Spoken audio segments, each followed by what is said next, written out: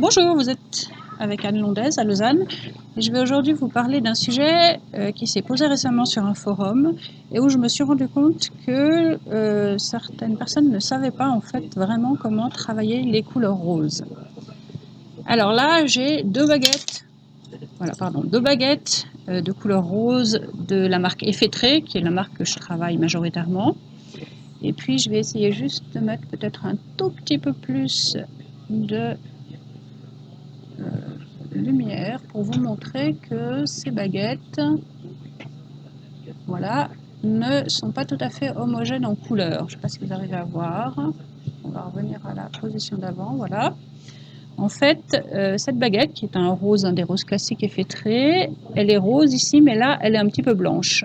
Et puis celle-ci, c'est l'inverse, la baguette est blanche et c'est simplement le bout qui est un petit peu rose.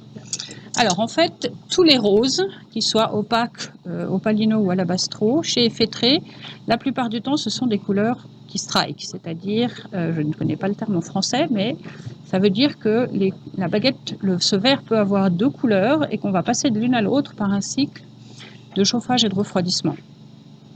Alors on le sait pour un certain nombre de couleurs, mais on ne le sait pas toujours pour le rose. Et souvent on se demande pourquoi le rose, les perles sont devenues blanches. Ben, c'est parce que c'est une couleur striking.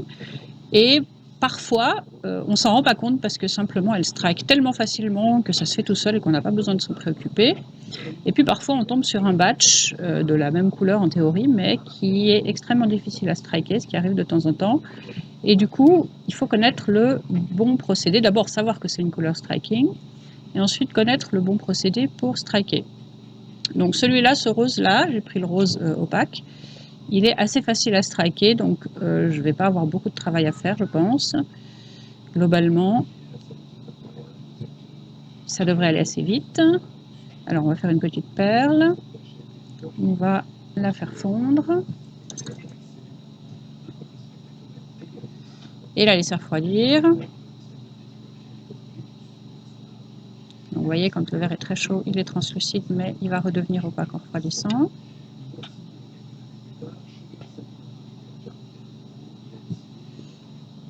Et on va regarder ce qui se passe au niveau de la couleur. Donc ce qu'on voit, c'est que sur la baguette que je viens de poser, là, je ne sais pas si vous voyez, elle a vraiment une partie qui est restée très très blanche, ici, là. Alors la perle est en train de refroidir et elle est un petit peu rose sur les côtés et plutôt blanche au centre. Donc si je la mets au four comme ça, j'aurai peut-être pas tout à fait la couleur que je veux. Donc je vais la laisser refroidir un petit peu, encore un petit peu plus. Et puis je vais la repasser vite dans la flamme, mais là où la flamme n'est pas très chaude, donc assez haut dans le haut de la flamme, de manière à amorcer la cristallisation qui va me donner la couleur rose. Alors la difficulté avec les couleurs roses qui ont du mal à striker, c'est justement qu'il faut parfois les laisser refroidir beaucoup avant d'arriver à les striker.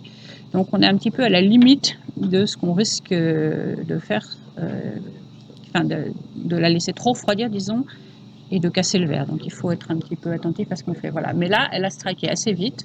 Je ne sais pas si vous voyez ça maintenant, parce que ce n'est pas des teintes très très intenses, mais la perle est plus blanche, elle est rose maintenant, et le rose va s'intensifier quand elle sera au four. Même exercice avec la baguette d'Opalino. Donc là, la baguette, la plupart du temps, elle arrive blanche. Donc des fois, si vous avez du blanc et du rose, c'est pas toujours évident de savoir quoi est quoi. Donc ça vaut la peine de striker quelques bouts de baguette dans chaque nouvel arrivage, pour ne pas mélanger les verres. Et puis, je vais faire ma perle, donc de nouveau avec la baguette, sans me préoccuper de la couleur. Et la couleur, on la donnera au dernier moment. Donc bien entendu, à chaque fois que vous allez refondre le verre complètement, vous allez perdre cette couleur que vous avez fait striker, parce qu'elle va revenir dans l'état où il est blanc. Donc quand on veut une couleur particulière qu'on peut obtenir que par striking, on va le faire au dernier moment, une fois qu'on a fini la mise en forme de la perle. Sinon, il faudra le refaire après.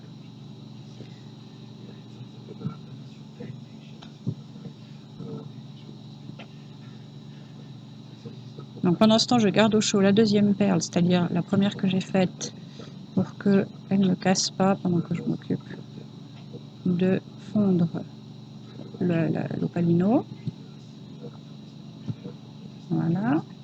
Et je vais laisser refroidir un petit peu ce verre opalino et on va regarder la perle. Donc pour le moment, on voit que la perle, elle est blanche. Alors je sais que l'opalino, c'est une couleur qui n'est pas très facile à striker, donc il faut la laisser refroidir pas mal. Et je vais donc aller un petit peu plus loin que ce que je ferais avec une autre couleur. Et parfois, il y a un petit indice, c'est que si on regarde bien le verre, on voit quand il refroidit que le verre commence un tout petit peu à foncer. Et à ce moment-là, on sait que si on la repasse dans la flamme, on va amorcer la cristallisation assez vite. Donc on va essayer maintenant. Alors on la réchauffe assez peu. Hein, l'idée, c'est pas de réchauffer beaucoup le verre puisqu'on ne veut pas le refondre. Juste de lui donner la chaleur qu'il faut pour amorcer la cristallisation de la couleur. Et là, je ne sais pas si vous arrivez à voir, mais le verre a striké et donc j'ai une perle maintenant qui va être rose. Alors la teinte exacte qu'elle aura, on le saura que quand elle sortira du four parce que la cristallisation va être d'autant plus importante que la perle va passer du temps dans le four. Et donc évidemment les perles que vous ferez en début de séance et en fin de séance, elles seront différentes. C'est pas hyper reproductible, mais c'est pas forcément grave. Moi j'aime bien avoir des perles qui ont des teintes différentes dans un même set. Je trouve que ça donne un petit peu de vie. J'aime pas quand tout est trop uniforme. Voilà, à bientôt pour un prochain tutoriel.